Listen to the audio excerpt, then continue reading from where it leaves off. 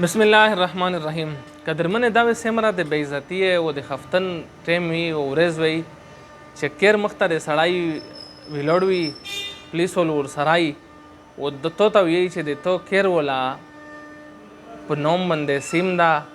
او پلونکي ځای شي داسې غلا شوي د ازو کا موبایل او په یخ شي دا سیم وای ته د کیر ول په نوم باندې ده یا سړی مړ شو دا ازو کا موبایل په تشو په موبایل شي چې کیم سیم ده ادي تو د کیرول په نوم دا یا د لیر په نوم دا یا د خیر په نوم دا نو په دغه ځای شوی سړی په خفتن او د هغه د بې عزتي څه انداز وي او قانوني کاروي اخو الټا در سره کېږي دا څرنګه د مو عزتمن دا چې د مخ شي کیمه شزینا پیسې وخستلې بیا د سیمول ډیوایس او د پیسې چې ورکړي دا بالکل سره یې شي دی پته نه لګېږي بیا زنه دغه ریټیلر چې د کیم پیسې ورکولې دغه داسې فراډ کړاو چې دا ډیوایسي نه ایشي وي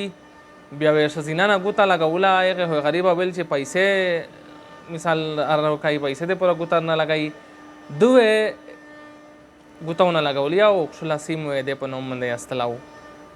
بیا داسې د یوې ښځینه په نوم د یوې ښځینه په شنختي باندې دوه درې څلور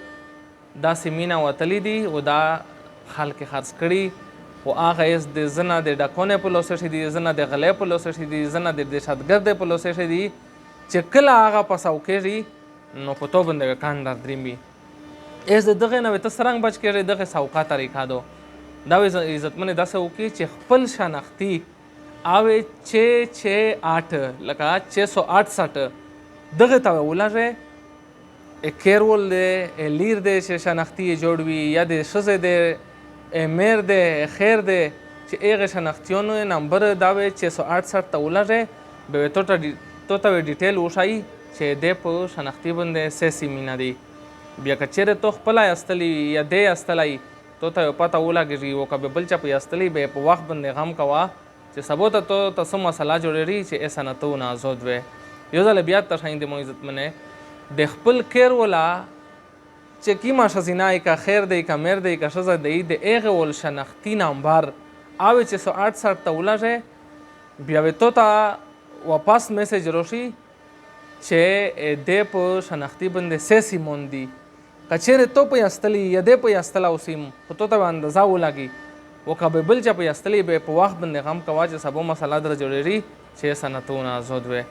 نو مهرباني وکړئ ډېره اهم ویډیو ده دا ویډیو در سره شیر کړئ او د میرول پیج دا در سره لایک کړئ زنګ ملګري داسې دی چې هغه خالي فالو کړه ده چې د پیج ته وګورئ فالوور یې دومره زیات دي او چا لایک کړه نه ده نو دا باندې هماړه پیسې نه لګېږي که نه دا لایک کړئ